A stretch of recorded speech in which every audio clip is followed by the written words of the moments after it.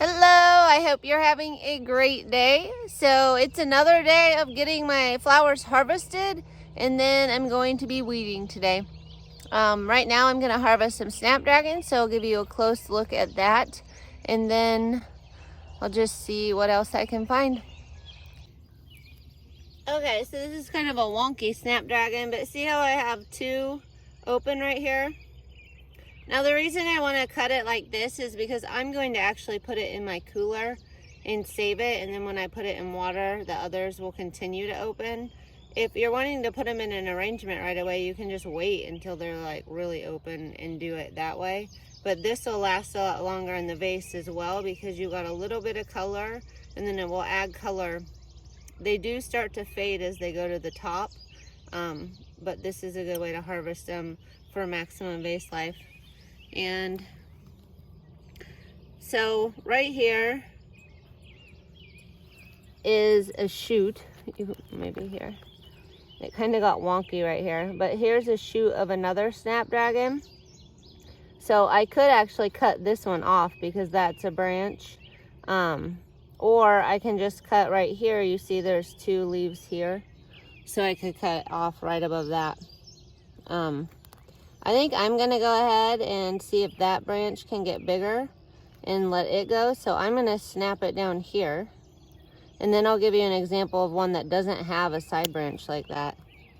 But I think that's gonna give the most energy to this one coming up, and then that one can produce. It already has little ones down here too, so it'll be good. And then I just take and I hold it at the top, and sometimes you snap these off because they're a little bit more sensitive at the top, but I just take my fingers and hold it, and then I rub my fingers right down and pull off all the leaves, and then that I'm gonna cut off to put in the bucket.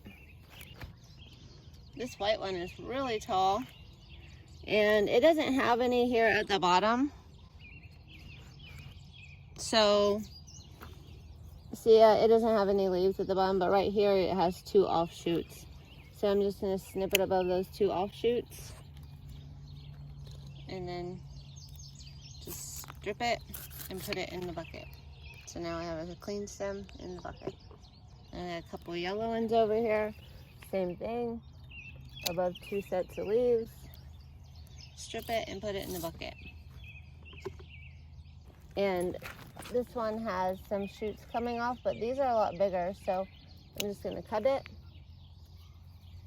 Leave those three, so now I should potentially have 3 more Snapdragons off that one. They'll be smaller than this first initial one, but that's okay. And then stripping it and putting it in the bucket.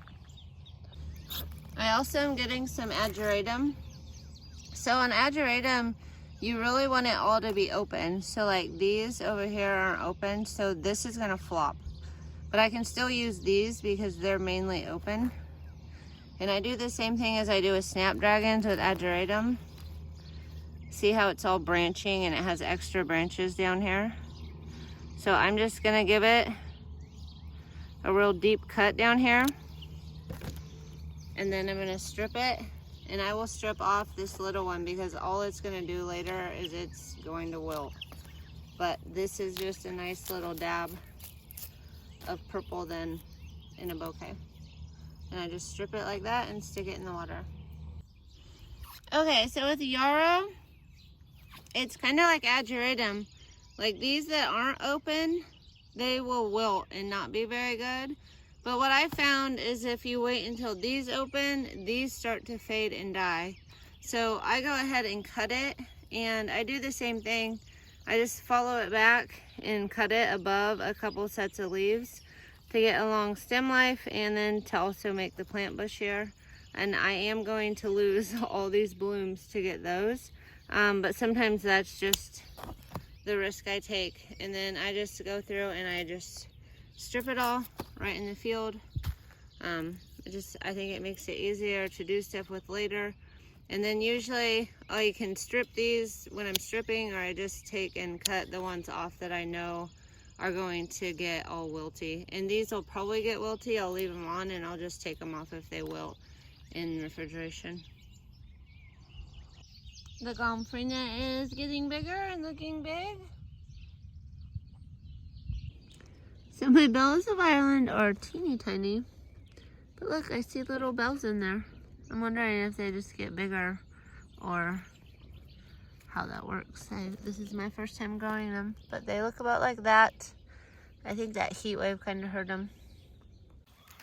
My Ageratum is starting to get blooms, and the row is weeded. So excited. Some critter had eaten all of one of my bunny tails grass, but my frosted explosion grass is still here, and it did well. And then my sunflowers are getting a little bit of height on them now too. I planted 2 to 3 per row, and I actually got a notification that I'm supposed to be doing a succession, so I might throw seeds in these like empty holes.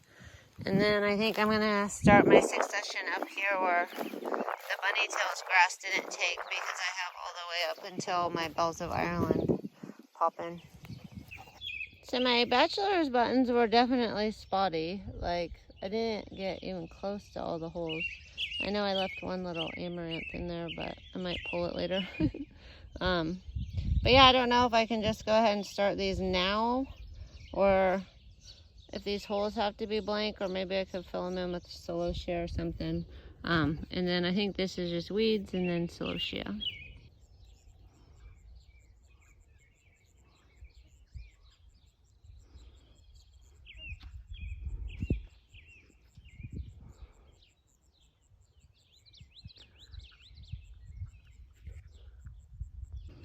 I just did a succession of sunflowers from right here at the Bells of Ireland down to the frosted explosion grass. So that's going to be a pretty big row. And now I'm going to do some zinnias right in here. There's not that many, but that way I have a few inside the deer fence. Well, I've gotten a weeded around all of my fields done. This entire annual bed is done. I have weeded everything. I had a lot of empty holes, so I filled them with some sunflowers, some zinnias. I still have some empty holes right up here. I'm going to think about what I want to put in. And then this row has a lot of empty holes. But everything else, even if you can't see it, actually does have plants in it. There are a few empty holes here and there within a variety, but oh, it feels good to have these rows all weeded. A big rain is supposed to be coming, so that'll be great. So then I did get weeded around everything, but now I just have to go and like weed these. This is probably a good example of how it looks before I weed. There's quite a few weeds going on that I need to take care of. Well, that was a successful day of weeding. I thought I would get all my gardens done, but I did get my entire deer fenced annual garden done, so I'm happy with that. Plus I got seeds in the ground before the rain comes, so that's good. And it was just a nice day. I do not like weeding that much. My back is pretty sore right now, I'm not gonna lie, but it was cool because I started seeing butterflies floating around, and then the deer came up and snorted at me again. Like, not today, deer. You're not coming in. I hope they cannot get in. But anyway, I have a lot of other stuff to do. I have this whole garden behind me that definitely needs weeded. And then just probably add some stuff where things are missing or things didn't come up. I was excited to get another succession of sunflowers and another succession of zinnias. So now I have zinnias planted inside the deer fence. So that's good in case they do come along and eat the ones outside. But they haven't bothered them yet, so we'll see what happens with that. And I did find out today that I got an order for 45 of my peonies, so that's exciting.